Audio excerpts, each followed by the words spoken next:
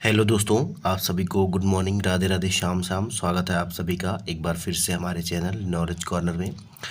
कुछ दिनों से जो है हमारी क्लासेस नहीं हो पा रही थी, तो उसके लिए मैं आप सभी से जो है क्षमा प्रार्थी हूँ। लेकिन अब जो क्लासेज हैं वो रेगुलर आपको देखने को मिलेंगी। थोड़ी सी जो है प्रॉब्लम के चलते हुए मैं क्लासेज आप सभी के लिए अपलोड नहीं कर पा रहा था, लेकिन अब से जो है आपको क्लासेज डेली मिलेंगी। आज का जो हमारा टॉपिक है दोस्तों, हम स्वराज पार्टी, साइमन कमीशन और कांग्रेस के जो कुछ अधिवेशन हुए थे उनसे संबंधित सवालों को देखने वाले हैं। इसके पहले के वीडियोज़ में हमने असहयोग आंदोलन तक की चीज़ें जो है कंप्लीट कर ली थी।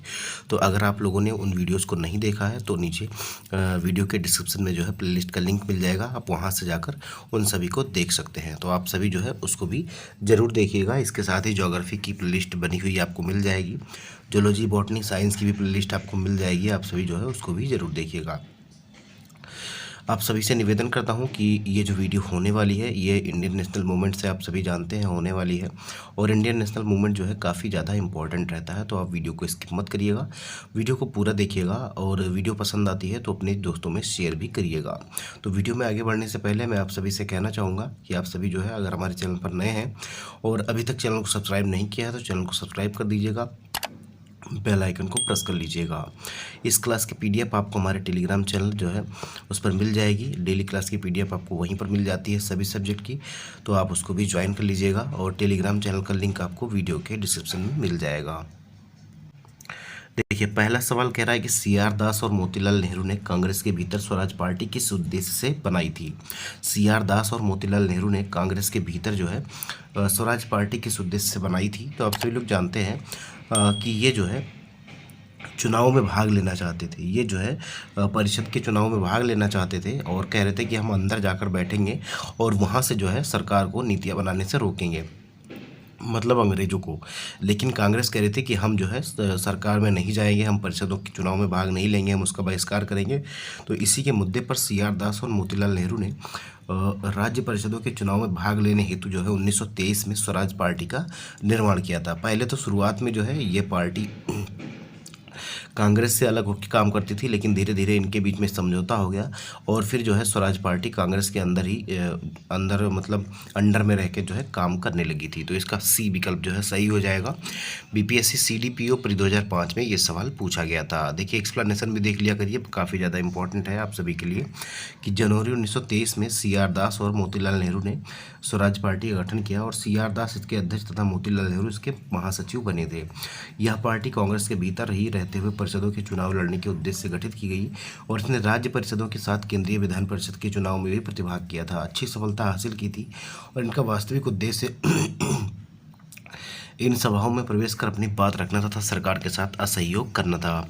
अगला सवाल देखिए, स्वराज दल की स्थापना असफलता के बाद हुई। तो स्वराज दल की स्थापना कब हुई थी? तो आप सभी लोग जानते हैं कि 1920 से 22 के बीच में असहयोग आंदोलन चला था, और असहयोग आंदोलन अच्छे जो है लेवल पर चलाया जा रहा था, काफ़ी ज़्यादा सक्सेस भी मिल रही थी।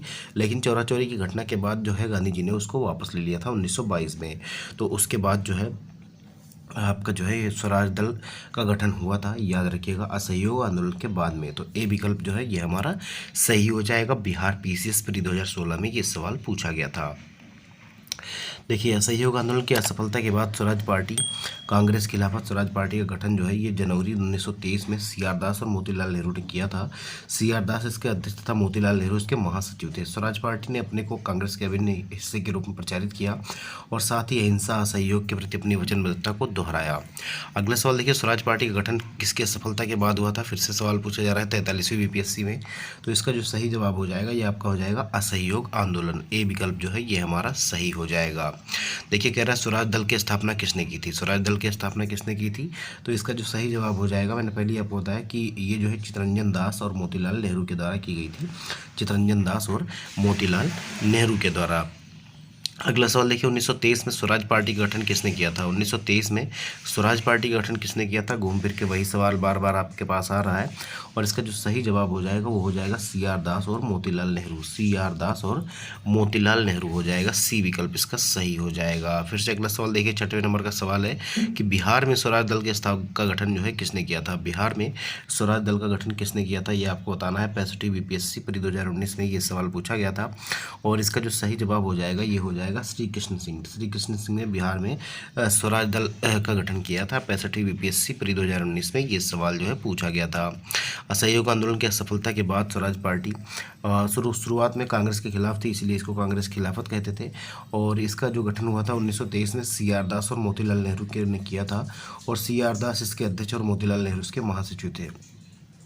बिहार में स्वराज दल की शाखा का गठन हुआ और जिसके नेता जो है श्री कृष्ण सिंह जो है बनाए गए थे। अगला सवाल देखिए, स्वराज दल की स्थापना बिहार में किसने की थी? फिर से यही सवाल पूछा गया है आपका 68वीं बीपीएससी में। पहले 65वीं बीपीएससी में पूछा गया और फिर जो है 68वीं बीपीएससी में पूछा गया। तो इसका जो सही जवाब हो जाएगा वो कौन सा हो जाएगा?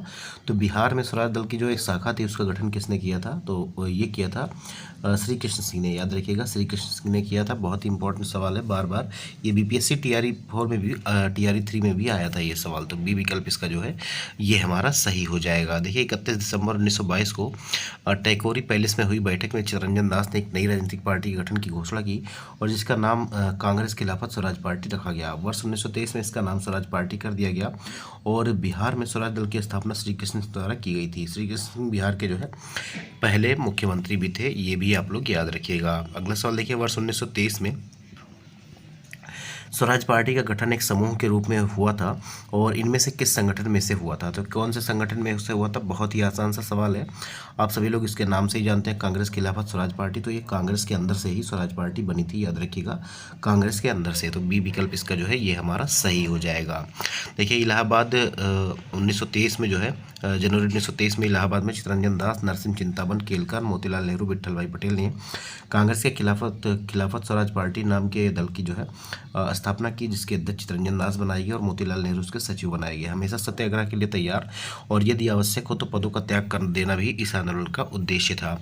अगला सवाल देखिए, स्वराज आम जनता के लिए भी होना चाहिए, केवल वर्गों के लिए नहीं, कि प्रसिद्ध सूत्र की घोषणा जो है किसने की थी? स्वराज जो है ये आम लोगों के लिए भी होना चाहिए, केवल विशेष वर्ग के लिए नहीं होना चाहिए। ये किसने कहा था? तो इसका जो सही जवाब हो जाएगा ये कहा था चित्तरंजन दास ने। शॉर्टकट में हम इनको CR दास बोलते हैं। तो ए विकल्प इसका सही हो जाएगा। 42वीं बीपीएससी प्री 1997 में ये सवाल पूछा गया था और इनको जो है देश बंधु के नाम से भी जानते हैं। देखिए देश बंधु चित्तरंजन दास ने कहा था कि स्वराज आम जनता के लिए होना चाहिए, केवल वर्गों के लिए नहीं। अगला टॉपिक जो हमारा है साइमन कमीशन का है और साइमन कमीशन जो है काफ़ी ज़्यादा इंपॉर्टेंट टॉपिक है और इसका जो सही जवाब हो जाएगा ये आप लोगों को बताना है। देखिए बीपीएससी TRE 3 में और TRE 3 एग्जाम में भी इससे सवाल मिलता जुलता जो है पूछा गया था। अभी मैं आपको आगे दिखाता हूँ। तो देखिए साइमन कमीशन पहली बार भारत कब आया था, ये आपसे सवाल कहा जा रहा है। साइमन कमीशन पहली बार भारत कब आया था? तो आप सभी लोग जानते हैं साइमन कमीशन जो भारत में आया था वो 1928 में आया था। इसका गठन जो हुआ था 1927 में हुआ था और 1928 में ये भारत आया था। तो बी विकल्प इसका जो है ये हमारा सही हो जाएगा। 38वीं बीपीएससी पर 1992-93 में ये सवाल जो है पूछा गया था। देखिए वर्ष 1919 के एक एक्ट के तहत जो है 10 वर्ष पर इसकी समीक्षा हेतु एक आयोग जो है संवैधानिक आयोग के गठन का प्रावधान था।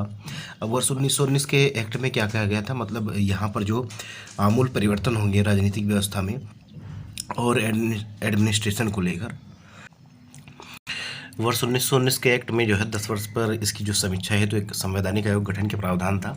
अब किसकी समीक्षा हेतु? एडमिनिस्ट्रेशन और जो है जो राजनीतिक व्यवस्थाएं होती थी उसके लिए। आयोग को यह देखना था कि यह अधिनियम व्यवहार में कहाँ तक सफल रहा और उत्तरदायी शासन की दिशा में कहाँ तक प्रगति करने की स्थिति में है। किंतु ब्रिटेन की कंजर्वेटिव सरकार ने इसकी समीक्षा है तो 2 वर्ष पूर्व 1927 में ही साइमन कमीशन की नियुक्ति कर दी और सर जॉन साइमन की अध्यक्षता में गठित इस कमीशन में कुल 17 सदस्य थे। चूँकि इसमें सभी सदस्य अंग्रेज थे इसलिए कांग्रेसियों ने इसे श्वेत कमीशन कहकर विरोध किया और साइमन कमीशन 3 फरवरी 1928 को जो है बम्बई पहुँचा था। अब भारत के भविष्य में फैसला कर रहे हैं और कोई भारत का आदमी ही नहीं है, भारत का कोई नेता इसमें शामिल नहीं था, कोई इंडियन नहीं था, इसीलिए इसका जो है व्यापक पैमाने पर विरोध हुआ था और इसी में जो है लाला लाजपत राय की जो है जान भी चली गई थी। आप लोग जानते हैं कि जब लाठीचार्ज हुआ था उसमें ये चोटिल हो गए थे और उसके बाद इनकी जो है डेथ हो गई थी और इनका बदला लेने के लिए फिर भगत सिंह और सुखदेव राजगुरु ने, आप जानते हैं ये कैसे फायरिंग की थी और किसको किसको गोलियां मारी थी। अगला सवाल देखिए, साइमन कमीशन के गठन की घोषणा कब की गई थी? साइमन कमीशन के गठन की घोषणा कब की गई थी? बीपीएससी टीआरई 3 जुलाई 2024 में ये सवाल जो है पूछा गया था। और अभी मैंने थोड़ी देर पहले ही आपको बताया, जब मैं एक आपको एक्सप्लेनेशन बता रहा था उसमें मैंने आपसे बताया कि 3 फरवरी 1928 को ये बम्बई पहुंचा था और इसका जो गठन हुआ था वो 1927 में हुआ था। तो पूरी डेट जो है ये नवंबर 1927 है, लेकिन नवंबर 1927 आपको कहीं दिया नहीं गया है। देखिए 8 नवंबर 1929, 8 दिसंबर 1927, लेकिन ये नवंबर की बात है, तो ये सभी गलत हो जाएंगे और आपका जो सही जवाब हो जाएगा उपर्युक्त में से कोई नहीं। उपर्युक्त में से कोई नहीं, ई विकल्प जो है ये हमारा सही हो जाएगा। देखिए इसका एक्सप्लेनेशन देखिए, वर्ष 1919 के जो मॉन्टेग्यू चेम्सफोर्ड सुधार, जिसको हम भारत सरकार अधिनियम 1919 भी कहते हैं, इसमें 10 वर्ष पर इसकी समीक्षा है तो एक संवैधानिक आयोग के गठन का प्रावधान था। और नवंबर 1927 में साइमन कमीशन अथवा भारतीय संविधिक आयोग की नियुक्ति तत्कालीन कंजर्वेटिव ब्रिटिश प्रधानमंत्री स्टेनली बाल्डविन के द्वारा की गई। जॉन साइमन की अध्यक्षता में गठित इस आयोग में कुल 7 सदस्य थे। चूँकि इसमें सभी सदस्य जो है अंग्रेज थे और इसीलिए कोई भी भारतीय इसका जो है सदस्य नहीं था, इसीलिए भारतीयों ने इसे श्वेत कमीशन कहकर जो है इसका बहिष्कार और विरोध किया था। साइमन कमीशन 3 फरवरी 1928 को जो है बम्बई पहुंचा था। अगला सवाल देखिए, साइमन कमीशन को किसकी अध्यक्षता में नियुक्त किया गया था? तो बहुत ही आसान सा सवाल है, पैसिफिक बीपीएससी री एग्जाम पर 2020 में पूछा गया सवाल। इसका सही जवाब कौन सा हो जाएगा? तो ये आपका हो जाएगा sir John Simon. Sir John Simon जो थे यही इसके अध्यक्ष थे और इसीलिए इसका नाम जो है ये साइमन कमीशन पड़ा हुआ था। तो ए विकल्प जो है ये हमारा सही हो जाएगा। देखिए 1919 के अधिनियम के क्रियान्वयन की समीक्षा हेतु ब्रिटिश सरकार द्वारा नवंबर 1927 में सर जॉन साइमन की अध्यक्षता में साइमन आयोग जो है गठित किया गया था। देखिए ये टॉपिक हमारा खत्म हो रहा है और अगला जो हमारा टॉपिक है ये है कांग्रेस का लाहौर अधिवेशन और पूर्ण स्वराज का जो प्रस्ताव रखा गया था 1929 में। तो यहाँ पर पहला सवाल आपसे कह रहा है कि पुनः याद रखें, अब यह झंडा लहरा गया है और कभी भी झुकना नहीं चाहिए जब तक एक भी भारतीय पुरुष, महिला या बालक भारत में जीवित रहे। तो ये किसने कहा था कि ये जो है झंडा लहरा गया है अब और यह कभी भी झुकना नहीं चाहिए जब तक एक भी भारतीय पुरुष, महिला या बालक भारत में जीवित रहे। तो ये किसने कहा था? तो इसका जो सही जवाब हो जाएगा ये कहा था लाहौर में, जब रावी नदी के तट पर पहली बार जो है झंडा फहराया गया था 1929 के अधिवेशन में। यहाँ पर जो है इन्होंने कहा था जवाहरलाल नेहरू ने। बी विकल्प जो है ये हमारा सही हो जाएगा। देखिए बीपीएससी सीडीपीओ का सवाल है प्री 2018 का। लाहौर में जवाहरलाल नेहरू ने कहा था कि पुनः याद रखें, यह झंडा लहरा गया है और यह कभी झुकना नहीं चाहिए जब तक एक भी भारतीय पुरुष, महिला या बालक भारत में जीवित रहे। वर्ष 1929 के लाहौर अधिवेशन की अध्यक्षता जवाहरलाल नेहरू ने की थी और इसी अधिवेशन में पूर्ण स्वराज का प्रस्ताव जो है पारित किया गया था। 26 जनवरी को स्वतंत्रता दिवस मनाने का जो है निश्चय किया गया था। अगला सवाल देखिए, पूर्ण स्वराज का प्रस्ताव लाहौर कांग्रेस ने पारित किया था। कब पारित किया था, कौन से वर्ष में पारित किया था, ये आपसे पूछ रहा है। तो इसका जो सही जवाब हो जाएगा ये आपका क्या हो जाएगा? 1929 में जब लाहौर अधिवेशन हुआ था, जिसकी अध्यक्षता जो है जवाहरलाल नेहरू ने की थी, उसी में यह पारित किया गया था। तो इसका कौन सा विकल्प सही हो जाएगा? तो विकल्प इसका जो है बी सही हो जाएगा, 1929। देखिए कांग्रेस के कलकत्ता अधिवेशन में ब्रिटिश सरकार को यह अल्टीमेटम दिया गया था कि वह वर्ष के अंत में नेहरू रिपोर्ट को स्वीकार कर ले या कांग्रेस द्वारा भारत में किए जाने वाले जन आंदोलन का सामना करे। निर्धारित समय सीमा में सरकार द्वारा कोई निश्चित उत्तर न मिलने की स्थिति में दिसंबर 1929 में पंडित जवाहरलाल नेहरू की अध्यक्षता में कांग्रेस का ऐतिहासिक लाहौर अधिवेशन हुआ, जिसमें पंडित जवाहरलाल नेहरू ने पूर्ण स्वराज का लक्ष्य घोषित किया। जैसे ही 31 दिसंबर 1929 को मध्य रात्रि का घंटा बजा, कांग्रेस अध्यक्ष पंडित जवाहरलाल नेहरू ने लाहौर में रावी नदी के तट पर भारतीय स्वतंत्रता का झंडा फहराया। कांग्रेस कार्य समिति द्वारा 26 जनवरी 1930 को अपनी बैठक में यह निर्णय लिया गया कि 26 जनवरी 1930 को जो है पूर्ण स्वराज दिवस मनाया जाएगा और तथा 26 जनवरी को प्रत्येक वर्ष पूर्ण स्वाधीनता दिवस के रूप में मनाया जाएगा, याद रखिएगा। अगला सवाल देखिए, भारतीय राष्ट्रीय कांग्रेस के किस अधिवेशन में पूर्ण स्वराज का सिद्धांत जो है गृहीत हुआ था? देखिए बीपीएससी टीआरई 2 का सवाल है, बीपीएससी 9 to 10 के एग्जाम में 26/8/2023 को पूछा गया था। तो कौन सा अधिवेशन था? आप सभी लोग जानते हैं 1929 का जो है ये लाहौर अधिवेशन था। 1929 का लाहौर अधिवेशन, बी विकल्प जो है ये हमारा सही हो जाएगा। देखिए भारतीय राष्ट्रीय कांग्रेस ने किस सत्र में पूर्ण स्वाधीनता का प्रस्ताव पारित किया था? कौन से सत्र में पारित किया था? तो ना तो ये 1920 का नागपुर अधिवेशन था, ना बेलगांव अधिवेशन था। बेलगांव अधिवेशन की अध्यक्षता आप सभी लोग जानते हैं, एकमात्र ऐसा अधिवेशन जिसकी अध्यक्षता जो है महात्मा गांधी ने की थी। इसको भी याद रखिएगा, इंपॉर्टेंट है, पूछा जाता है आपसे। और इसका जो सही जवाब हो जाएगा ये आपका हो जाएगा 1929 ईस्वी का लाहौर अधिवेशन, जिसमें जो है भारतीय राष्ट्रीय कांग्रेस ने किस सत्र में, इसी सत्र में जो है इन्होंने पूर्ण स्वाधीनता का प्रस्ताव जो है पारित किया था, झंडा भी लहराया था और 26 जनवरी 1930 को इन्होंने कहा था कि स्वाधीनता दिवस जो है मनाया जाएगा प्रत्येक वर्ष। और इसीलिए जो है 26 जनवरी की डेट को जो है इम्पोर्टेंट बनाने के लिए बाद में जो है इसी दिन जो है संविधान लागू किया गया था। इसीलिए आप लोग जो है 26 जनवरी को प्रत्येक वर्ष जो है गणतंत्र दिवस मनाते हैं। तो ये भी अगर जिसको नहीं पता है वो याद रख लीजिए। तो आप में से जिसको भी नहीं पता था कि 26 जनवरी को गणतंत्र दिवस क्यों मनाया जाता है, आप सभी लोग उम्मीद है जान गए होंगे। और भूलिएगा मत, क्योंकि ये बहुत ही छोटी चीज़ है और आपके लेवल पर जो है इसको भूलना भी नहीं चाहिए। अगला सवाल देखिए, 1929 में लाहौर में आयोजित भारतीय राष्ट्रीय कांग्रेस के अधिवेशन का अध्यक्ष कौन था? इसका सही जवाब कौन सा हो जाएगा, ये आपको बताना है।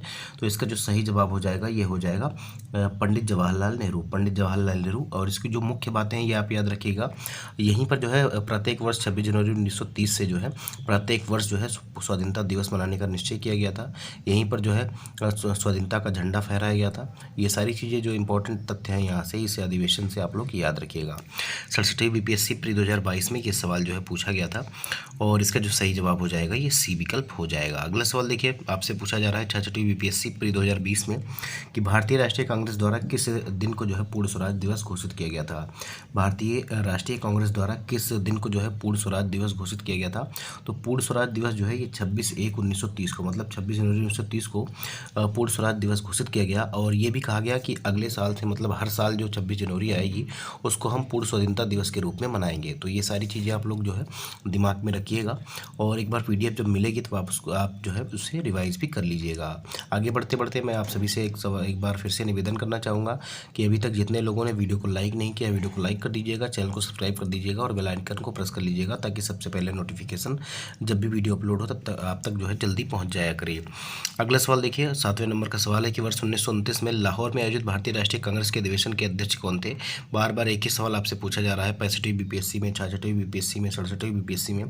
तो इसका जो सही जवाब हो जाएगा ये आपका हो जाएगा जवाहरलाल नेहरू। जवाहरलाल नेहरू, सी विकल्प इसका जो है ये हमारा सही हो जाएगा। देखिए, जवाहरलाल नेहरू की अध्यक्षता में वर्ष 1929 में लाहौर के रावी नदी के तट पर कांग्रेस का वार्षिक अधिवेशन आयोजित किया गया और इस अधिवेशन में ऐतिहासिक पूर्ण स्वराज की मांग का संकल्प जो है पारित किया गया था। वर्ष 1930 को की 26 जनवरी को प्रथम स्वाधीनता दिवस मनाया गया था और उस वर्ष से प्रतिवर्ष जो है 26 जनवरी को स्वाधीनता दिवस के रूप में जो है मनाने का निश्चय किया गया था। अगला सवाल देखिए, 1929 के कांग्रेस अधिवेशन में पूर्ण स्वराज का पताका किसने उठाया? 1929 के कांग्रेस अधिवेशन में पूर्ण स्वराज का पताका किसने उठाया था? तो इसका जो सही जवाब हो जाएगा ये आपका हो जाएगा पंडित जवाहरलाल नेहरू ने। पंडित जवाहरलाल नेहरू ने, बी विकल्प जो है ये हमारा सही हो जाएगा। 64वीं बीपीएससी प्री 2018 में ये सवाल पूछा गया था। अगले जो हमारा टॉपिक होने वाले हैं और अगले हमारे सवाल जो होने वाले हैं ये सविनय अवज्ञा आंदोलन से होने वाले हैं। तो आप लोग जो है इसका भी जवाब दीजिएगा और ध्यान से पढ़िएगा। देखिए, दांडी यात्रा की गई थी। दांडी यात्रा किस वर्ष की गई थी ये आपको बताना है। 1932 में, 1930 में, 1929 में और 1930 में। तो इसका सही जवाब कौन सा हो जाएगा? 32, 31, 29 या 30 में। तो इसका जो सही जवाब हो जाएगा ये 1930 में दांडी यात्रा शुरू की गई थी, याद रखिएगा। डी विकल्प जो है ये हमारा सही हो जाएगा। 44वीं बीपीएससी प्री 2000 में ये सवाल पूछा गया था। देखिए, महात्मा गांधी ने 12 मार्च 1930 को नमक सत्याग्रह शुरू किया। उन्होंने साबरमती आश्रम से जो है अपने 78 सहयोगियों के साथ, यहाँ पर 80 लिखा हुआ है लेकिन 80 नहीं थे, ये 78 थे, तो आप इसको जो है सही कर लीजिएगा।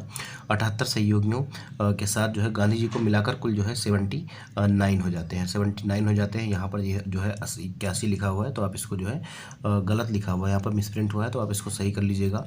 इनके साथ जो है गांधी जी सत्याग्रह के लिए उन्होंने कूच किया और 24 दिनों की लंबी यात्रा के बाद उन्होंने 6 अप्रैल 1930 को दांडी में सांकेतिक रूप से नमक कानून भंग किया। नमक कानून तोड़कर औपचारिक रूप से सविनय अवज्ञा आंदोलन का शुभारंभ किया और सविनय अवज्ञा आंदोलन गांधी जी के नेतृत्व में पूरे देश में फैल गया। तमिलनाडु में गांधीवादी नेता जो है सी राजगोपालाचारी ने जो है तिरुचंडगोड से लेकर जो है तिरुचिरापल्ली तक से के जो है यहाँ तक इन्होंने नमक यात्रा निकाली थी, याद रखिएगा। ठीक है, तिरुचिरापल्ली से वेदारण्यम तक की यात्रा इन्होंने निकाली थी। किसने? तो सी राजगोपालाचारी ने।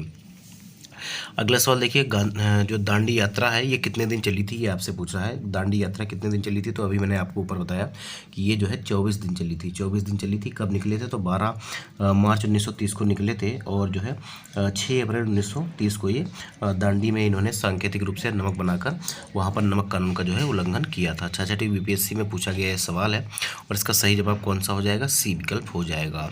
अगला सवाल देखिए, कह रहा है 1930 में महात्मा गांधी ने सविनय अवज्ञा आंदोलन कहाँ से प्रारंभ किया था?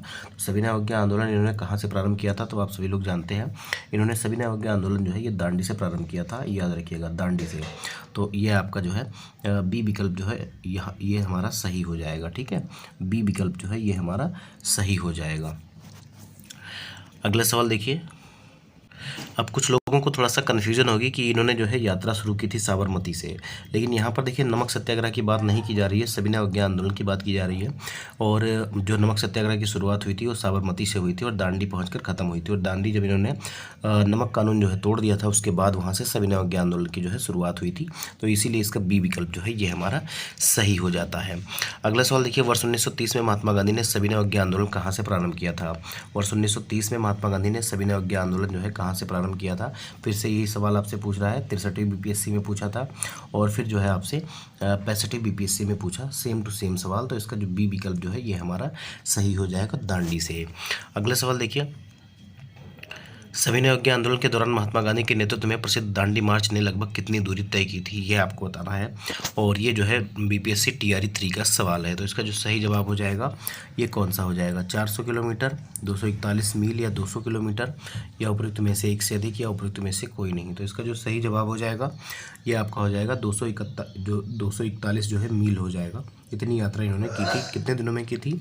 तो जो है 241 मील की यात्रा की थी इन्होंने 24 दिनों में, याद रखिएगा। तो इसका बी विकल्प जो है ये हमारा सही हो जाएगा। बीपीएससी टीआरई 3 जुलाई 2024 में ये सवाल पूछा गया था। गांधी जी के नेतृत्व में 12 मार्च को साबरमती आश्रम से दांडी मार्च जो है प्रारंभ हुआ था। साबरमती से दांडी तक की 241 मील की दूरी उन्होंने 24 दिन में पूरी कर ली थी। इस दौरान गांधी जी जहाँ विश्राम करते थे वहाँ जनसमूह को जो ही संबोधित करते थे। अगला सवाल देखिए, नमक सत्याग्रह के दौरान बिहार में लोगों ने नमक बनाने के विरोध के साथ साथ किस कर के विरोध द्वारा भारत जो है अंग्रेजी सरकार का जो है विरोध किया था? नमक सत्याग्रह के दौरान बिहार में लोगों ने नमक बनाने के साथ साथ किस कर के विरोध के द्वारा सरकार का जो है विरोध किया था? अब देखिए बिहार में जो है समुद्र का तट तो था नहीं, तो कहाँ से ये नमक बनाते? बड़े पैमाने पर जो है नमक बनाकर जो है नमक कानून का विरोध नहीं हुआ था। यहाँ पर इन्होंने जो है चौकीदारी कर देने से मना कर दिया था। चौकीदारी कर देने से मना कर दिया था। तो बी विकल्प, ए विकल्प जो है ये हमारा सही हो जाएगा। चौकीदारी कर ए विकल्प में दिया हुआ है, तो इसीलिए ए विकल्प सही हो जाएगा। 64वीं बीपीएससी प्री 2018 में ये सवाल पूछा गया था। देखिए 6 अप्रैल 1930 से बिहार के सारण जिले में नमक सत्याग्रह की शुरुआत हुई और सारण चंपारण जिले का सत्याग्रह शुरू करने वाले बिहार के पहले 2 जिले थे। बिहार में लोगों ने नमक बनाने के साथ साथ चौकीदारी कर के द्वारा सरकार का विरोध किया और चौकीदारी कर का विरोध बिहार में अत्यधिक सफल रहा था। अगला सवाल देखिए, नमक सत्याग्रह के दौरान बिहार के लोगों ने नमक बनाने के साथ साथ सरकार के विरुद्ध किस कर का जो है विरोध करने का विकल्प चुना था? देखिए फिर से सवाल रिपीट हो रहा है और इसका जो सही जवाब हो जाएगा ये कौन सा हो जाएगा? पहले 64वीं बीपीएससी में पूछा गया था और फिर ये आपका 68वीं बीपीएससी में पूछा गया। तो इसका जो सही जवाब हो जाएगा तो ये आपका चौकीदारी कर का विरोध इन्होंने किया था, लेकिन आपका ऑप्शन में कहीं भी चौकीदारी कर दिया नहीं हुआ है। मलबा, हाथी, विकास ये सब दिया हुआ है, तो इसीलिए आपका उपयुक्त में से कोई नहीं जो है ये हमारा सही हो जाएगा। उपयुक्त में से कोई नहीं, ई विकल्प जो है इसके लिए सही हो जाएगा। अगला सवाल देखिए, गांधी जी के नमक सत्याग्रह का उद्देश्य क्या था? गांधी जी के नमक सत्याग्रह का उद्देश्य क्या था ये आपको बताना है। तो नमक सत्याग्रह का जो उद्देश्य था दोस्तों, नमक कानून को निरस्त करना, बिल्कुल ये हो जाएगा, नमक कानून को निरस्त करना। इसके अलावा आम लोगों के लिए आर्थिक राहत, ये आपका सही हो जाएगा। तो यहाँ पर कम से कम जो है 2 ऑप्शन सही हो रहे हैं, तो इसीलिए इसका जो सही जवाब हो जाएगा वो कौन सा हो जाएगा? तो उपयुक्त में से एक से अधिक, उपयुक्त में से एक से अधिक जो है ये हमारा सही हो जाएगा। जो है ई विकल्प जो है सही हो जाएगा, उपयुक्त में से एक से अधिक। देखिए गांधी जी द्वारा प्रारंभ नमक सत्याग्रह का उद्देश्य नमक कानून पर निर्माण पर जो है सरकारी एकाधिकार वाले कानून को समाप्त करना, पूर्ण स्वराज के लिए सविनय अवज्ञा आंदोलन चलाना और आम लोगों के लिए आर्थिक राहत आदि। तो यहाँ पर देखिए आपके 2 से भी ज़्यादा सही हो रहे हैं। पहला तो ये हो गया कि उन्होंने नमक कानून को निरस्त कर दिया और नमक कानून तोड़ने के बाद जब सविनय अवज्ञा आंदोलन चलाया तो इसके माध्यम से जो है समझ लीजिए कि भारत के लिए जो है पूर्ण स्वराज की मांग यहाँ पर तेज हो गई। इसके लिए क्योंकि जब नमक कानून टूट गया तो फिर टैक्स नहीं देना पड़ा, तो आम लोगों के लिए जो है इससे आर्थिक राहत भी मिल गई, याद रखिएगा। तो यहाँ पर 3 से ऑप्शन सही हो रहे हैं, इसलिए उपयुक्त में से एक से अधिक जो है जवाब सही हो रहा है। अगला सवाल देखिए, बीपीएससी स्कूल टीचर हेडमास्टर में पूछा गया टीआरई 2 में 2023 में कि इनमें से किस महिला ने बिहार में नमक सत्याग्रह में सक्रिय रूप से भाग लिया था? इनमें से किस महिला ने बिहार में नमक सत्याग्रह में सक्रिय रूप से भाग लिया था, ये आपको बताना है। तो इसका जो सही जवाब हो जाएगा, देखिए अगर हम बात करें तो श्रीमती मीरा देवी, श्रीमती हसन इमाम और कुमारी कुमारी गौरी दास, इसके अलावा सीसी दास, सरस्वती देवी, शिवधारी पांडे, साहिबाला राय, इन सभी महिलाओं ने जो है नमक सत्याग्रह में जो है सक्रिय रूप से भाग लिया था।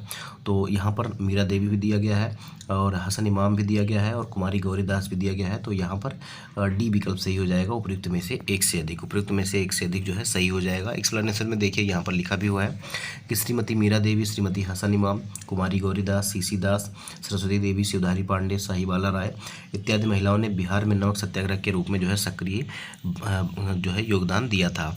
अगला सवाल देखिए, सविनय अवज्ञा आंदोलन की असफलता के बाद गांधी जी ने महत्व दिया। सविनय अवज्ञा आंदोलन की असफलता के बाद जो है गांधी जी ने महत्व दिया था। तो इन्होंने जो है रचनात्मक कार्यक्रम पर ध्यान ज़्यादा दिए थे।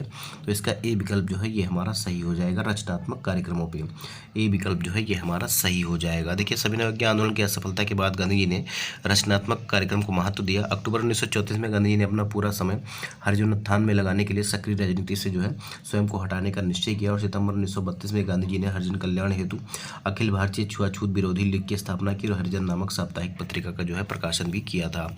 अगला सवाल देखिए, 6 अप्रैल 1930 को चंपारण में नमक सत्याग्रह का नेतृत्व किसने किया था। बीपीएससी स्कूल टीचर का सवाल है, हेडमास्टर का, बीपीएससी टीआरई 2 में पूछा गया था। तो 6 अप्रैल 1930 को जो है चंपारण में नमक सत्याग्रह का नेतृत्व जो है किसने किया था, ये आपको बताना है। तो इसका जो सही जवाब हो जाएगा ये हो जाएगा बिपिन बिहारी वर्मा। बिपिन बिहारी वर्मा ने चंपारण में जो है नमक सत्याग्रह का नेतृत्व किया था। ए विकल्प जो है ये हमारा सही हो जाएगा। एक्सप्लेनेशन में देख लीजिए, 6 अप्रैल 1930 को चंपारण में नमक सत्याग्रह का नेतृत्व बिपिन बिहारी वर्मा के द्वारा किया गया था। सारण और जो है चंपारण जिले बिहार में नमक सत्याग्रह प्रारंभ करने वाले पहले 2 जिले थे। अगला सवाल देखिए, बेगूसराय के चौकीदारी टैक्स के विरुद्ध आंदोलन एक हिस्सा था। बेगूसराय के चौकीदारी टैक्स के विरुद्ध आंदोलन एक जो है हिस्सा था। तो किसका हिस्सा था, तो सविनय अवज्ञा आंदोलन का ये एक हिस्सा था जहाँ पर जो है लोगों ने चौकीदारी टैक्स देने से मना कर दिया था। तो इसका जो सही जवाब हो जाएगा ये आपका हो जाएगा सविनय अवज्ञा आंदोलन का। ये एक हिस्सा था किसका, सविनय अवज्ञा आंदोलन का। बी विकल्प सही हो जाएगा। 42वीं बीपीएससी प्री 1997 में ये सवाल जो है पूछा गया था। देखिए, दिसंबर 1930 में सविनय अवज्ञा आंदोलन के दौरान उत्तरी बिहार के सारण जिले में चौकीदारी टैक्स के विरोध में प्रदर्शन हुआ और प्रदर्शनकारियों ने दमन चक्री परवाह नहीं की। अगले महीने बेगूसराय में स्वतंत्रता दिवस के लिए एकत्रित भीड़ में भारी संख्या में ग्रामवासी आकर सम्मिलित हो गए और उपमंडल अधिकारी को एक गड्ढे में ढकेल दिया। गोलीबारी किए जाने के बाद ही वह जो है वहां से लौटे थे। अगला सवाल देखिए, 13वें नंबर का सवाल है कि बिहार के किसानों ने किस आंदोलन में चौकीदारी कर देने से इनकार कर दिया था। बिहार के किसानों ने किस आंदोलन में चौकीदारी कर देने से जो है इनकार कर दिया था। तो आप सभी लोग जानते हैं ये जो हुआ था ये सविनय अवज्ञा आंदोलन के दौरान हुआ था। सविनय अवज्ञा आंदोलन के दौरान हुआ था। डी विकल्प जो है ये हमारा सही हो जाएगा। सविनय अवज्ञा आंदोलन कब चलाया गया था, तो 1930 में चलाया गया था गांधी जी के द्वारा। ये आप याद रखिएगा, डी विकल्प सही हो जाएगा। 65वीं बीपीएससी एग्जाम 2020 में ये सवाल पूछा गया था। देखिए, सविनय अवज्ञा आंदोलन के दौरान वर्ष 1930 में बिहार के किसानों ने जो है चौकीदारी टैक्स देने से इनकार कर दिया था। अगला सवाल देखिए, 14वें नंबर का सवाल है कि भागलपुर में नमक सत्याग्रह का नेतृत्व जो है किसने किया था। भागलपुर में नमक सत्याग्रह का नेतृत्व जो है किसने किया था ये आपको बताना है और इसका जो सही जवाब हो जाएगा वो कौन सा हो जाएगा, श्री कृष्ण सिंह, कुमार मिश्रा, महादेव लाल सर्राफ या सत्यनारायण। तो इसका जो सही जवाब हो जाएगा ये आपका हो जाएगा महादेव लाल सर्राफ। महादेव लाल सर्राफ ने भागलपुर में नमक सत्याग्रह का नेतृत्व किया था। बी विकल्प जो है ये हमारा सही हो जाएगा। 65वीं बीपीएससी प्री 2019 में ये सवाल पूछा गया था और यहाँ पर कहा जा रहा है कि प्रश्नगत विकल्पों में से भागलपुर में जो नमक सत्याग्रह का नेतृत्व किया था वो महादेव लाल सर्राफ ने किया था, जो भारतीय राष्ट्रीय कांग्रेस के प्रतिबद्ध जो है सदस्य थे। अगला सवाल देखिए, प्रभावती देवी किस क्षेत्र की जो है स्वतंत्रता संग्राम सेनानी थी। प्रभावती देवी ये कहाँ से संबंधित थी ये आपसे पूछ रहा है। तो इसका जो सही जवाब हो जाएगा ये आपका हो जाएगा कहाँ से, तो प्रभावती जो है ये पटना से थी। प्रभावती देवी जो है ये पटना से थी। बी विकल्प जो है ये हमारा सही हो जाएगा। 48वीं से 52वीं बीपीएससी प्री 2008 में ये सवाल जो है पूछा गया था। देखिए, स्वतंत्रता आंदोलन में बिहार की महिलाओं ने महत्वपूर्ण योगदान दिया। इन महिलाओं में सरला देवी, प्रभावती देवी, राजवंशी देवी, सुनीति देवी, राधिका देवी प्रमुख है। प्रभावती देवी पटना की स्वतंत्रता संग्राम सेनानी थी। अगला सवाल देखिए, और ये सेशन का जो है आखिरी सवाल होने वाला है। इसमें कहा जा रहा है कि वर्ष 1929 में जो है खुदाई खिदमतगार को किसने संगठित किया था। वर्ष 1929 में जो है खुदाई खिदमतगार को किसने संगठित किया था, जिसको आप जो है लाल कुर्ती दल के नाम से भी जानते हैं। तो इसका जो सही जवाब हो जाएगा ये आपका हो जाएगा खान अब्दुल गफ्फार खां। खान अब्दुल गफ्फार खां, जिनको आपको फ्रंटियर गांधी, सीमांत गांधी, खुदाई खिदमतगार के नाम से जानते हैं, इन्होंने ही जो है इसको संगठित किया था। इसका ये विकल्प जो है ये हमारा सही हो जाएगा। बिहार पीसीएस प्री 2016 में ये सवाल पूछा गया था। एक्सप्लेनेशन देख लीजिए। उत्तर पश्चिमी सीमा प्रांत में खान अब्दुल गफ्फार खां के नेतृत्व में खुदाई खिदमतगार नामक स्वयंसेवक संगठन स्थापित किया गया था। इन्हें लाल कुर्ती के नाम से भी जाना जाता है। लाल कुर्ती संगठन ने पठानों की राष्ट्रीय एकता का नारा बुलंद किया और अंग्रेजों से स्वतंत्रता के लिए ब्रिटिश उपनिवेशवाद के विरुद्ध आंदोलन संगठित किया। श्रमजीवियों की हालत में सुधार की मांग की। दातव्य है कि जब अन्य प्रांतों में मुसलमान स्वयं को सत्याग्रह आंदोलन से अलग रख रहे थे, उत्तर पश्चिमी सीमा प्रांत के मुसलमानों ने खान अब्दुल गफ्फार खां के नेतृत्व में सविनय आंदोलन में एक महत्वपूर्ण भूमिका निभाई थी। तो आज के सेशन में दोस्तों इतने ही सवाल थे। अगले सेशन में हम फिर मिलेंगे और अगला जो हमारा टॉपिक होने वाला है, छोटे छोटे हमारे कई टॉपिक रहने वाले हैं, जैसे गांधी इरविन समझौता, गोलमेज सम्मेलन जो हुआ था, इसके अलावा सांप्रदायिक पंचाट और जो है पूना पैक्ट। पूना पैक्ट किसके किसके बीच में हुआ था, तो ये अम्बेडकर और गांधी के बीच में हुआ था। इन सभी चीज़ों को हम देखेंगे और तब तक के लिए आप जो है वीडियो को लाइक करिएगा, चैनल को सब्सक्राइब कर लीजिएगा। और हम जो है घटना चक्र की सीरीज़ में 38वीं बीपीएससी से लेकर जो है 71वीं बीपीएससी तक के पूछे गए सभी सवाल डिस्कस कर रहे हैं, जिसमें आपको बीपीएससी टीआरई 1, 2, 3 और उसके री एग्जाम, इसके अलावा बीपीएससी सीडीपीओ में पूछे गए सभी सवाल आपको देखने को मिल रहे हैं। तो आप सभी जो है वीडियो को स्किप मत किया करिएगा, वीडियो को पूरा देखा करिएगा और वीडियो को अपने दोस्तों में शेयर भी किया करिएगा। मिलते हैं अगले वीडियो में, तब तक के लिए जय हिंद, जय भारत, नमस्कार।